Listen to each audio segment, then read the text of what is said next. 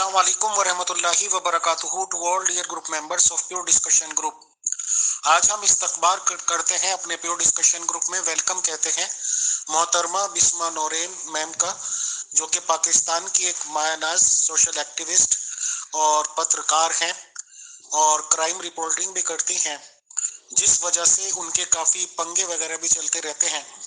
पिछले दिनों में ही उन पे कोई केस और FIR कराकर जेल तक उनको जाना पड़ा था, लेकिन बफजले खुदा with in 1 week to 4 days ही वो बाहर भी आ गए और मामलात भी जिस तरह से हुए सुलझे।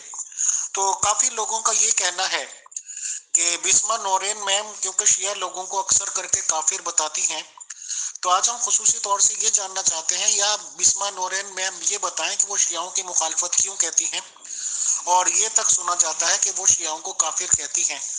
तो इस रिगार्डिंग प्रॉपर जानकारी खुद बिस्मा मैम से ही ली जा सकती है, तो हम उन्हें इनवाइट करते हैं। आए बिस्मा नौरेन मैम, अस्सलाम वालेकुम and to you and to all dear group members of pure discussion group. जी वालेकुम अस्सलाम आमिर फैसल और बाकी दीगर मेंबरान, क्या हाल हैं? खैरियत से हैं? अच्छा, मसला ये है कि जैसा कि आपने कहा, मैं तो वाकई एक सोशल एक्टिविस्ट हूँ और कुछ रिपोर्टिंग्स वगैरह भी करती रहती हूँ सोशल मीडिया पे, सोशल एक्टिविटीज़, और काफ़ी साल हो गए मुझे ये सारा काम करते हुए। अब आपने सवाल किया, मुझ पे FIRs वगैरह भी हैं, काफ़ी हैं। एक मतलब ये सिर्फ एक शिया के हवाले से नहीं है, बहुत सारी FIR मुझ पे लॉयर ने कटवाई हैं, और ये FIR भी मुझ पे लॉयर्स ने ही जानबूझ के कटवाई है, जबकि ये FIR मुझ पे बनती ही नहीं थी। उस वीडियो पे FIR ही नहीं थी जो वीडियो वायरल की गई, और उस पर बिला वजह की एक FIR काट के उसको शोभदा बना दिया गया। बहरहाल, अब शिया के कुफ्र का जैसा कि आप मुझसे पूछना चाह रहे हैं, तो मैं तो कोई आलिम या फिर कुरान पे तहकीक तो करना मेरा काम नहीं है, लेकिन अल्लाह ताला का हुक्म है कि कुरान पे तहकीक करो। जैसे कि आजकल उलमा कहते हैं कि जो है ना, डिग्री हमारे पास है, आलिम हम हैं, मतलब उलमा हैं, तो जाहिर है उन्होंने डिग्रियां हासिल की हैं, पढ़ा है, तालीम हासिल की है, इल्म हासिल किया है, तो सिर्फ फतवा देना या इस बारे में आगाही देना सिर्फ उन्हीं का काम है, उसके अलावा आम आदमी को यह हक हासिल नहीं है। जैसे लॉयर्स कहते हैं हमने डिग्री लिया है, LLB किया है, तो आम आदमी जैसे बिस्मा नौरीन का हक नहीं है कि वो कोर्ट आएगी तो हमने डिग्री ली है लॉयर्स की, तो इसलिए हम ही आएंगे LLB करके। इसी तरह आलिमों का भी यही कहना है कि हमने आलिम की डिग्री ली है, तो इसलिए हम ही ये सारी बातें कह सकते हैं और कोई नहीं कह सकता। भाई, अल्लाह ताला ने खुद कुरान में कहा है कुरान पे तहकीक करो, तो कुरान पे तहकीक, तो जो कुरान पढ़ेगा उस पे तहकीक करे। मतलब अगर मैंने कुरान पढ़ा है तो मुझे भी तहकीक करना मेरा फर्ज बनता है कि मैं भी कुरान के ऊपर तहकीक करूं, अल्लाह ताला ने उसमें क्या लिखा है उसको समझना क्या है, तर्जुमा उसका समझने की कोशिश करूं या उसके अल्फाजों को समझने की कोशिश करूं। ये मेरा भी फर्ज बनता है, बल्कि मेरा ही नहीं, हर मुसलमान का, हर अहले ईमान का फर्ज बनता है कि वो कुरान पर तहकीक करे और कुरान को पढ़े और कुरान को समझे, बजाय इसके कि वो किसी आलिम के पास या उलमा के पास कुरान को समझने के लिए जाए, वो खुद तहकीक करे कुरान पे। तो असल मामला यहाँ पे शुरू होता है और यहीं पे खत्म हो जाता है। अच्छा, सेकंड ये कि मैंने कुछ यहाँ पे 2 फतवे आपको दिए हैं, जिनमें एक फतवा है 660660 और दूसरा फतवा है 143901200024। तो ये जो जरा फतवे का लंबा नंबर है वो दारुल उफ्ता जामिया उलूम इस्लामिया अल्लामा मोहम्मद यूसुफ बनूरी टाउन का है, जिसमें उन्होंने बयान किया है। अब मैं फतवों के हवाले देकर बात करूंगी, ना कि खुद अपने तौर पे बात करूंगी। दारुल उफ्ता का ये फतवा है कि शिया काफिर क्यों हैं। इसमें सवाल किया गया है कि शिया काफिर क्यों हैं, तो शिया को काफिर कहना सही है? तो इसका जवाब उन्होंने अपने फतवे में दिया है कि जो शिया कुफरिया अकायद रखते हों, मसलन कुरान करीम में तहरीफ के कायल हों, या ये अकीदा रखते हों कि हजरत जिब्राइल अलैहिस्सलाम से वही लाने में गलती हुई, या हजरत अली रज़ियल्लाहु तआला अन्हा की अलवहियत के कायल हों, या हजरत आयशा रज़ियल्लाहु तआला अन्हा पर तहमत लगाते हों, उनके कुफ्र में कोई शुबा नहीं। ऐसे शिया को उनकी कुफरी अकायद की वजह से काफिर करार दिया गया है। तो अगर मैं इन अकायद की वजह से मैंने किसी शिया को काफिर कहा, मौलाना ये जो अल्लामा शहनशाह नकवी है, तो मैंने उसको कोई गलत काफिर नहीं कहा। ये उसके अकायद है, उसके अकायद में शामिल है, और अगर वो इन अकायद से इनकार करता है तो फिर मैं क्यों उसको काफिर कहूँ। अच्छा, दूसरी बात आ जाती है कि शियों के मुख्तलिफ फिरके हैं और हर फिरके के अकायद मुख्तलिफ हैं, इसीलिए शिया को काफिर करार देने में भी तफसील बयान की गई है। क्योंकि जिस तरह शिया के अकायद व नजरियात हैं, मतलब जैसे मैंने अभी फरमाया कि मतलब फरमाया क्या मैंने अभी बताया पहले भी कि जैसे मतलब लगा ले हजरत अली को खुदा मानते हों या कुरान करीम में तहरीफ के कायल हों या हजरत जिब्राइल अलैहिस्सलाम की वही लाने में गलती करने का अकीदा रखते हों या हजरत आयशा पर लगाई जाने वाली तोहमत को सच मानते हों, हजरत अबू बकर की सहाबियत का मुनकर, मतलब इस तरह के जो भी कुफरी अकायद हैं जिनमें कुरान शरीह कुफरी अकीदा रखता हो तो वो बिलाशुबा काफिर है। अलबत्ता जो शिया किसी किस्म का कोई शरीक कफरी या अकीदा तो ना रखता हो लेकिन सहाबा कराम को बुरा भला कहता हो या तबराबाजी वगैरह करता हो तो ऐसे शिया को कुफर में इख्तलाफ है, मतलब उनको हम काफिर नहीं कह सकते। और जो शिया हजरत अली की दीगर खुलफा सलासा पर फजीलत देता हो वो अगर काफिर तो नहीं मगर फासिक व फाजिर जरूर है। अलबत्ता इनके साथ मामलात और ताल्लुकात रखने की गुंजाइश है मगर इससे भी एतराज बहरहाल बेहतर व अफजल है। अच्छा, उससे पहले हम शियों को जो मतलब कुफर के हवाले से बातचीत चल रही है तो हम पहले लफ्ज काफिर का मफहूम समझ लें, ठीक है जी। तो इसमें भी मैं आपको एक लफ्ज काफिर के मफहूम में डॉक्टर मोहम्मद रजील सलाम नदवी का फतवा दे रही हूँ, जमात इस्लामी का, कि एक बात कही जाती है कि कुरान ने इस्लाम के अलावा दीगर मजाहिब के मानने वालों के लिए लफ्ज काफिर का इस्तेमाल किया है, जिसमें हिंदू भी शामिल है। इस लफ्ज में नफरत और हिकारत का मफहूम शामिल है काफिरों के बारे में। तो कुरान में जो बातें कही गई हैं उनसे दुनिया में जिस तरह का मामला रखने का हुक्म दिया गया है, मरने के बाद दूसरी दुनिया में उनके साथ जैसा मामला किए जाने की खबर दी गई है, उन्हें पढ़कर मुसलमानों के दिलों में तो उनसे नफरत पैदा होती है, उनसे दूर रहने और हर तरह का ताल्लुक मुनक़ता रखने का जज्बा भी पैदा होता है। लेकिन मसला ये है कि लफ्ज काफिर का मफहूम यही बनता है अरबी जबान में। अब अरबी जबान में लफ्ज कुफर के असल मायने छुपाने और ढांकने के हैं। अरबों के कलाम में इस मादे से जितने अल्फाज आए हैं सब में ये मायने किसी न किसी शक्ल में जरूर पाए जाते हैं। तो इसमें लफ्ज कुफर की असल है कि किसी चीज को ढांक लेना, जिसमें माहिर लुगत इब्न दरीदुल जदी ने लिखा है।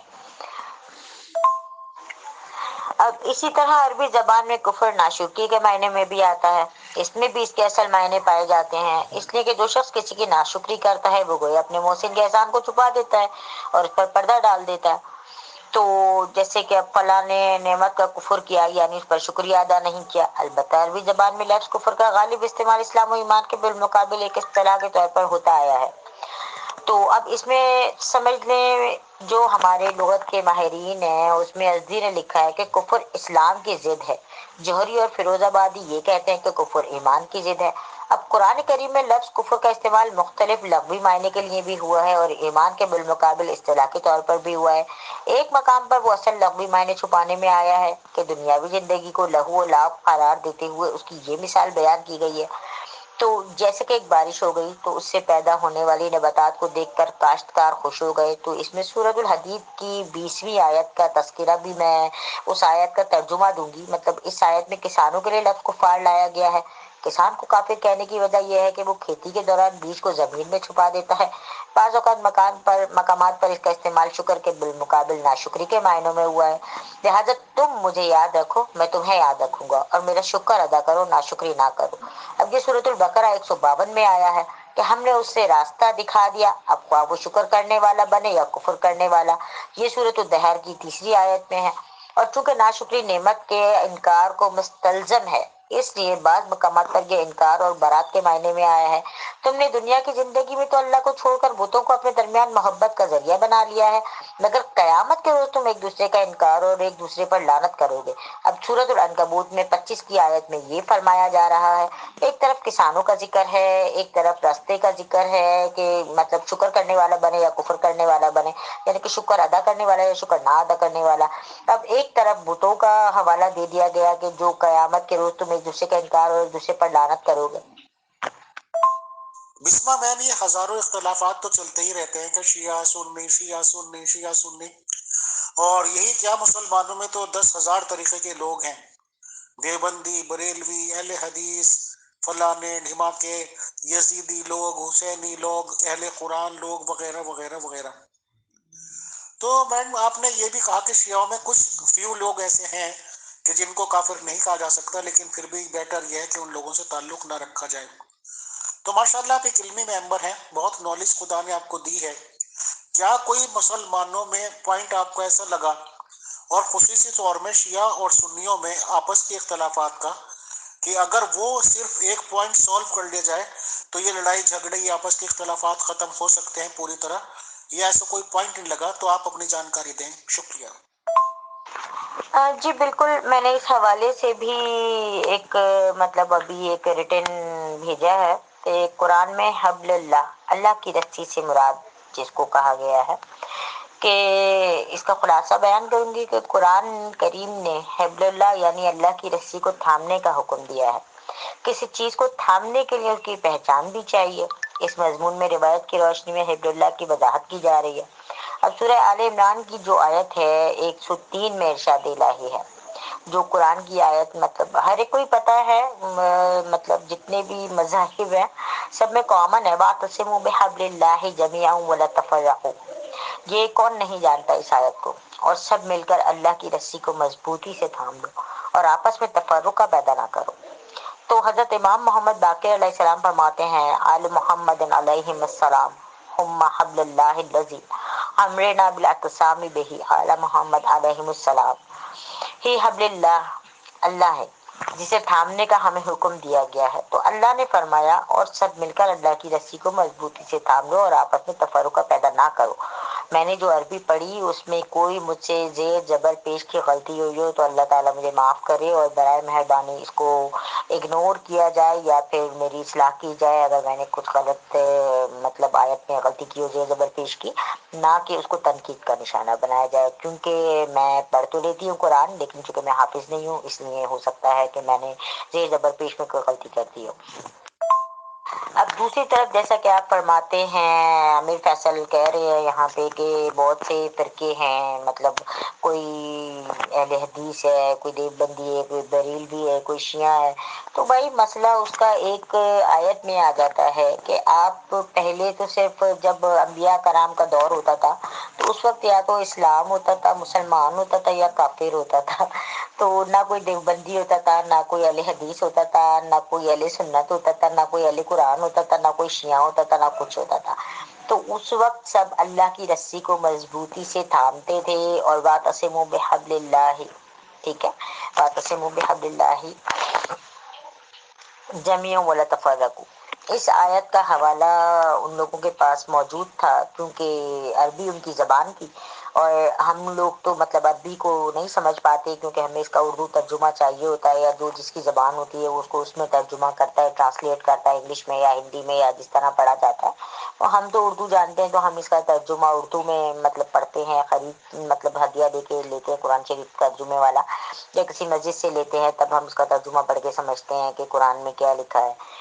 تو جب اللہ تعالیٰ نے قرآن میں 1400 سال پہلے فرما دیا کہ واعتصموا بحبل اللہ جمیعا ولا تفرقوا، تو پھر بھائی اہل حدیث یا دیوبندی یا شیعہ یا پھر بریلوی یا پھر جو بھی ہے ایکس وائی زیڈ، میں نہیں جانتی ان فرقوں کو، جو 72 73 جتنے بھی فرقے ہیں، تو یہ کہاں سے بن گئے فرقہ؟ مطلب شیعہ مطلب گروہ بن گئے نا یہ سارے، تو دیوبندیوں کا بھی گروہ بن گیا، تو اہل حدیثوں کا بھی گروہ بن گیا، تو شیعوں کا بھی گروہ بن گیا، تو اہل حدیثوں کا بھی گروہ بن گیا، تو ایکس وائی زیڈ جتنے بھی مطلب یہ فرقے ہیں، تو فرقے بنے کیسے اور کیوں بنے؟ تو سب سے بڑی بات تو یہاں آ جاتی ہے نا کہ یہ ہمارے عالم ہمارے علماء ہمیں کہاں لے کے جا رہے ہیں، تو اس پہ ہمیں تحقیق کی ضرورت ہے، اور ہم کیوں نہ تحقیق کریں کہ واعتصموا بحبل اللہ جمیعا ولا تفرقوا۔ جب اللہ نے کہہ دیا کہ اور سب مل کر اللہ کی رسی کو مضبوطی سے تھام لو اور آپس میں تفرقہ پیدا نہ کرو، تو تم کون ہوتے ہو ہمارے درمیان میں تفرقات پیدا کرنے والے؟ بسما نورین میم معاف کیجیے گا، آپ نے تو ایسے گھما دیا جیسے جلیبی سے بھی بری حالت ہو جائے کسی کی گھوم گھوم کے۔ ایک طرف آپ کہہ رہی ہیں کہ اللہ کی رسی کو مضبوطی سے پکڑ لو، ایک طرف آپ جب وضاحت کر رہی ہیں تو کہہ رہی ہیں کہ جی تفرقہ نہ ڈالو۔ پہلی بات تو ابھی تک گھروال نے تو کم سے کم آج تک تو اللہ کی رسی دیکھی نہیں، وہ جھوٹ کی بنی ہوئی ہے، پلاسٹک کی ہے، یا کون سے میٹیریل کی بنی ہوئی ہے، کم سے کم ہم نے تو میڈم دیکھی نہیں۔ رہی بات تفرقوں کی، اب آپ لوگ کہتے ہیں کہ تفرقوں میں مت پڑھو، قرآن شریف کی آپ یہ بات بتا رہے ہیں، آیتیں پڑھ کے سنا رہے ہیں۔ ایک طرف آپ یوں لوگ کہتے ہیں کہ رسول اسلام صاحب خود کہہ کے گئے ہیں جی 72 فرقوں میں بٹو گے، 73 میں ہو جاؤ گے، ایک جنتی ہوگا دو سخی ہوگا۔ تو لڑائی مار کاٹ جھگڑے تو آپ کے بڑے لوگ ڈلوا کے جاتے ہیں کہ اتنا میں بٹو گے، کسی سے پوچھو بھی بھائی آپس میں تفرقوں میں نہ پڑھو، ایسے لڑائی جھگڑے نہ کرو، وہ کہتے ہیں یہ تو جی ہمارے بڑوں کی پیشین گوئی ہے، یہ تو ہوگی ہی ہوگی۔ تو اس مسئلے کو آپ کیسے لیتی ہیں؟ کہ اس قوم کو بس ان کے حال پہ چھوڑ دیا جائے یا تھوڑی سی سمجھنے اور سمجھانے کی کوشش کی جائے؟ میں جی پہلی بات تو امیر فیصل، آپ نے جیسے کہا کہ اللہ کی رسی آپ نے نہیں دیکھی تو ایمان والوں کو نظر آتی ہے اللہ کی رسی.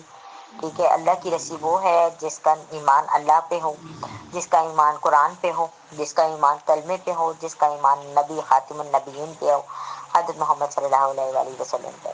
ٹھیک ہے. اچھا، دوسری بات آپ نے کہا کہ جو ہے نا نبی صلی اللہ علیہ وسلم فرما کے گئے 72 فرقے ہوں گے. تو آپ کو اتنا تو پتہ ہونا چاہیے کہ ہمارے نبی صلی اللہ علیہ وسلم کو غیب کا علم تھا. ٹھیک ہے، ان کے اوپر وحی نازل ہوتی تھی. تو جب وحی نازل ہوتی تھی اور قرآن میں لکھا ہے کہ جو آیت کا میں نے حوالہ دیا کہ اللہ کی رسی کو مضبوطی سے تھام لو، تو یعنی کہ اللہ کو علم تھا کہ وہ جو انسان دنیا میں بھیج رہا ہے انہوں نے فرقہ فرقہ مذہب مذہب بٹ جانا ہے. جیسا کہ سورۃ البینہ میں کرسچنس کے لیے کہا گیا، اہل کتاب کا حوالہ دیا گیا. ٹھیک ہے، ان کو کافر قرار دے دیا گیا سورۃ البینہ میں. تو اللہ تعالیٰ نے قرآن میں پہلے ہی ان سب چیزوں کا ذکر کر دیا نا. تو جب اللہ تعالیٰ کہہ رہا ہے کہ اللہ کی رسی کو مضبوطی سے تھام لو اور فرقہ واریت میں نہ پڑو، تفرقے میں نہ پڑو، تو نبی صلی اللہ علیہ وسلم کی حدیث بھی اس سے مماثلت رکھتی ہے نا کہ 72 فرقے ہوں گے. انہوں نے بھی بتا دیا، ظاہر ہے اللہ تعالیٰ نے بھی قرآن میں کہہ دیا کہ اللہ کی رسی کو مضبوطی سے تھام لو، تفرقے میں نہ پڑو، اور نبی صلی اللہ علیہ وسلم نے بھی حدیث میں پیشن گوئی کر دی کہ 72 فرقے ہوں گے. تو آپ کیسے کہہ سکتے ہیں کہ قرآن میں ہے اور حدیث میں نہیں ہے، اور حدیث میں ہے اور قرآن میں نہیں ہے؟ تو آپ ذرا ان دونوں باتوں پہ غور کریں کہ اللہ تعالیٰ نے کہا تفرقے میں نہ پڑو، اللہ کی رسی کو مضبوطی سے تھام لو، یعنی کہ اللہ تعالیٰ نے پہلے ہی قرآن میں فرما دیا وحی کے ذریعے نبی صلی اللہ علیہ وسلم کو کہ یہ لوگ فرقہ واریت میں پڑ جائیں گے، تفرقے بنا لیں گے، فرقے بن جائیں گے. ٹھیک ہے، اسی پہ نبی صلی اللہ علیہ وسلم نے بھی پیشن گوئی کی کہ 72 فرقے ہوں گے. اس کو چھٹلایا تو نہیں جا سکتا. بسما نورین میں پیشین گوئی ہوئی بھی ہو، کسی نے یہ کیا، کسی نے وہ کیا، کسی نے رسی دکھائی کہ رسی پکڑ لو، یہ کر لو، وہ کر لو. بٹ ہم تو یہ دیکھتے ہیں کہ جو بھی مسلمان لوگ ہیں، چاہے وہ سلجھے ہوئے ہیں، چاہے وہ پڑھے لکھے کہلاتے ہیں، کم علم لوگوں کی تو چلو بات ہی کیا کرنی، کہ ایک طرف تو وہ یہ کہتے ہیں کہ رسول اسلام صاحب وہی بات کہتے ہیں کہ جو کہ اللہ تعالیٰ کی طرف سے ان کو حکم ہوتا ہے یا اللہ تعالیٰ کی وہی ان کو ملتی ہے. ایک طرف وہ یہ کہتے ہیں کہ پریکٹیکلی حضور محمد صلی اللہ علیہ وسلم وہی اقدام اٹھاتے ہیں جو کہ اللہ ان سے اٹھواتا ہے، اور ان کے کسی بھی اٹھائے ہوئے قدم کو یا اقدام کو بڑی گہرائی سے دیکھنا چاہیے اور اس کو فالو کرنا چاہیے. تو آپ کا کیا نظریہ یا عقیدہ ہے اس ریگارڈنگ، بتائیں. شکریہ.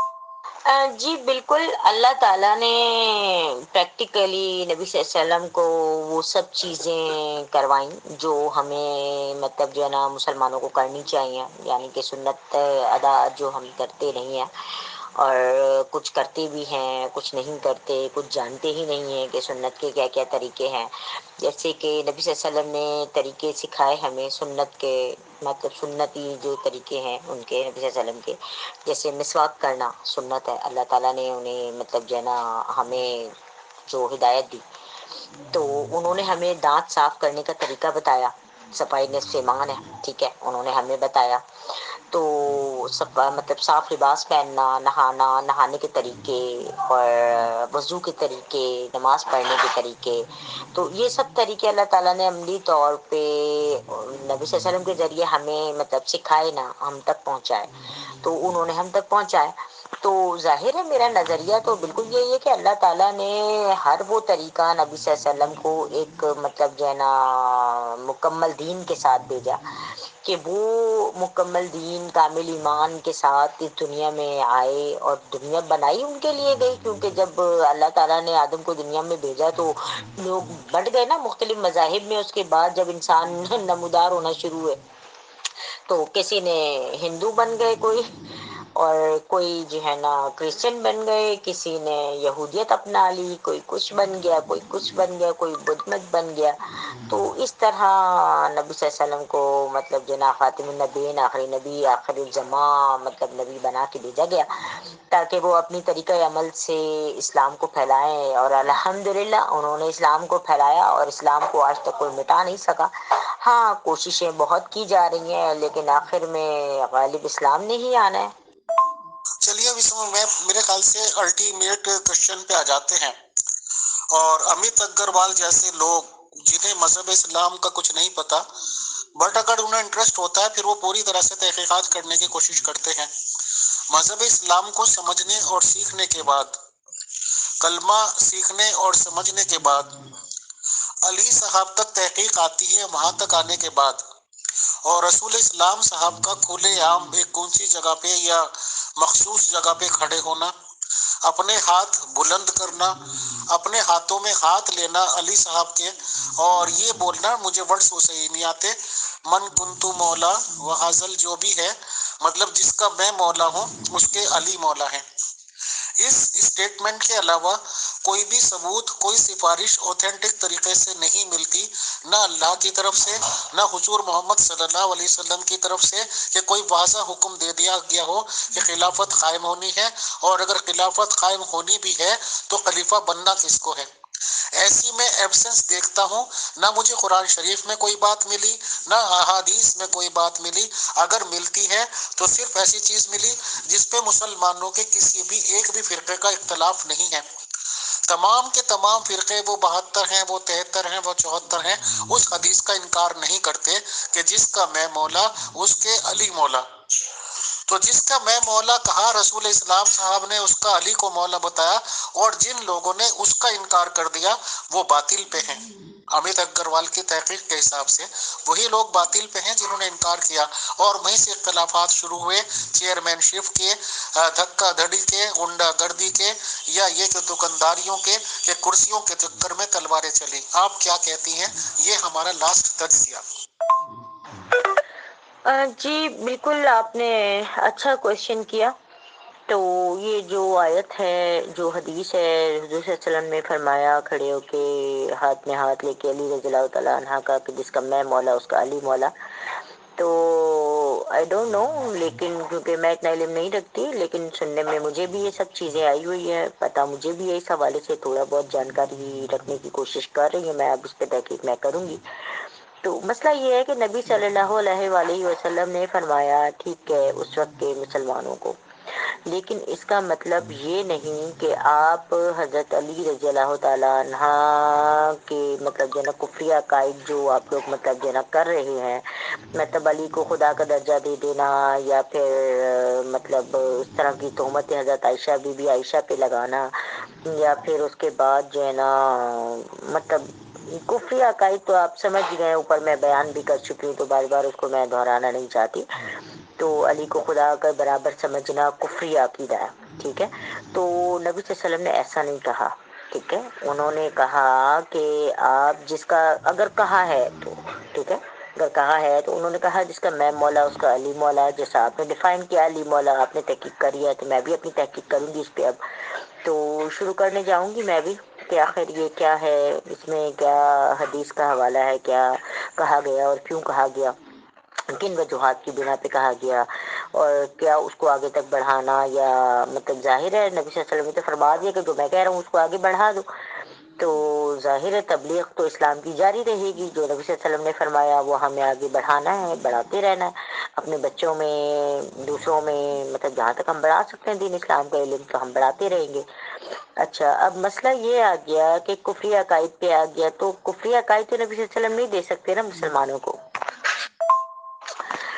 اچھا، دوسری بات کہ خلافت تو قائم ہونی ہے یا نہیں ہونی، خلافت کا دور تو ختم ہو گیا، ٹھیک ہے۔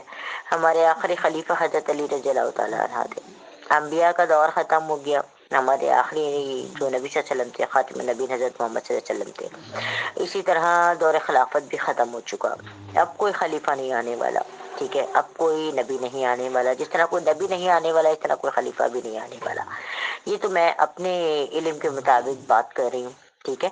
اور ظاہر ہے خلافت کیا تھی، جب خلافت ہوا کرتی تھی تو ظاہر ہے جب علی رضی اللہ تعالیٰ عنہ کو کچھ لوگوں نے مطلب کہا کہ وہ جو ہے نا مطلب اس طرح سے بنا لیں گروہ اپنا، مطلب شیعہ وغیرہ کا ٹائپ کا ایک گروہ الگ بنا لیں، کیونکہ شیعہ کا جو عربی مفہوم مطلب شیعہ ہے تو اس کا جو ہے نا اردو میں اگر ہم موازنہ کرتے ہیں تو گروہ ہی نکلتا ہے ایک شکل میں، تو جب انہوں نے علی رضی اللہ تعالیٰ سے فرمایا کہ جناب ایک کوئی گروہ اپنا الگ بنا لے، تو جب حضرت علی نے انکار کیا تو ان کو قتل کر دیا گیا، شہید کر دیا گیا، حضرت علی کو بھی شہید کیا گیا، ٹھیک ہے نا. تو ظاہر ہے انہوں نے گروہ بنانے سے انکار کر دیا. تو اس کے بعد ہی تو یہ سارا سسٹم جو ہے یزیدی کا اور جو ہے نا امام حسین کا اور یہ سارا سب جو کچھ بھی شروع ہوا تو علی رضی اللہ تعالیٰ نے کی خلافت کے بعد ہی ہوا نا، کیونکہ دور خلافت تو ختم ہو چکا تھا، یزید بننا چاہتا تھا خلیفہ، تو اس نے رضی اللہ تعالیٰ نے امام جو حضرت حسین رضی اللہ تعالیٰ نے ان کی بیعت لینے کی کوشش کی تو انہوں نے نہیں دی. ظاہر ہے دور خلافت تو ختم ہو چکا تھا، ورنہ ابھی تو اگر دور خلافت تو ختم نہیں ہوتا تو امیر معاویہ خلیفہ بن جاتا یا پھر حضرت حسین رضی اللہ تعالیٰ عنہ خلیفہ بن جاتے. تو ظاہر ہے جب حضرت حسین رضی اللہ تعالیٰ عنہ کو شہادت ملی اور یزید بھی جہنم حاصل ہوا تو پھر کیسے دور خلافت جو ہے نا جاری رہ سکتا ہے. تو یہی کہانی اینڈ ہوتی ہے.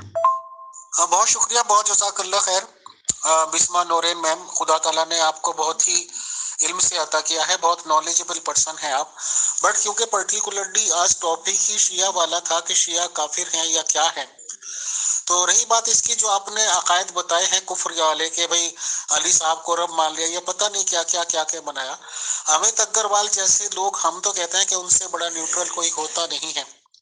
اگر حضور محمد صلی اللہ علیہ وسلم کو مانا تو بس حضور محمد صلی اللہ علیہ وسلم کو مان لیا.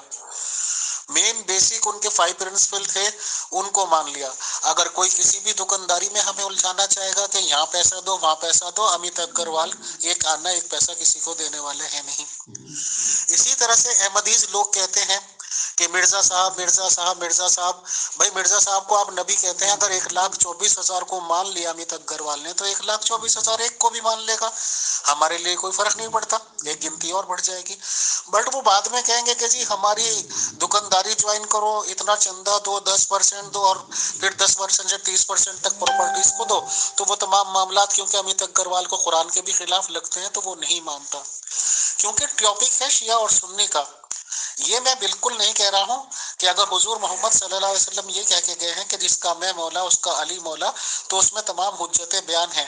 بٹ امیت اگروال کا یہ کلیئر کٹ دعویٰ ہے کہ قرآن شریف کی تحقیقات سے، قرآن کی تحقیقات سے، اسلام مذہب کی تحقیقات سے یا حدیثوں کی تحقیقات سے کہیں بھی کلیئر کٹ حکم کسی بھی قرآنی آیت سے نہیں دکھا سکتے آپ لوگ، حدیث سے نہیں دکھا سکتے کہ خلیفہ بنایا کس کو ہے، رسول اسلام صاحب نے یا اللہ تعالیٰ نے. اللہ نے خلیفہ نہیں بنایا، ان میں سے جتنے بھی بنے ہیں رسول نے کسی کو خلیفہ نہیں بنایا. تو کلیئر کٹ آتھینٹک چیز صرف وہی آ رہی ہے کہ جس کا میں مولا اس کا مولا. اور آپ مسلمانوں کے پاس نہ تو 1500 سال میں کوئی اور آپشن ہوا اس کے علاوہ ماننے کا، اس پہ متحد ہو جانے کا، اکٹھے ہو جانے کا، نہ ہی جب تک قیامت اگر ہوگی اس سے پہلے کوئی ہوگا. بہرحال ہم تو امیت اگروال کی حیثیت سے یہی دعا کریں گے کہ آپ لوگ ایک ہو جائیں، لیکن ہمیں معلوم ہے کہ آپ لوگ اگر ایک ہو گئے تو پھر دنیا کا کیا ہوگا. تو آپ تشریف لائیں، اور میری خواہش رہے گی جو بھی آپ نے ٹاپکس میں بتائے، یزید والا، معاویہ والے، جو بھی ہیں، انشاءاللہ مجھے بہت خوشی ہوگی کہ آپ ایک ایک ٹاپک کر کے ایک کبھی ڈسکس کریں تاکہ لوگوں کو بھی فائدہ ہو اور سب لوگوں کو اصلیت پتہ چلے. آپ کا شکریہ، بہت جزاک اللہ. السلام علیکم ورحمۃ اللہ to you Bisma ma'am and to all dear group members of pure discussion group.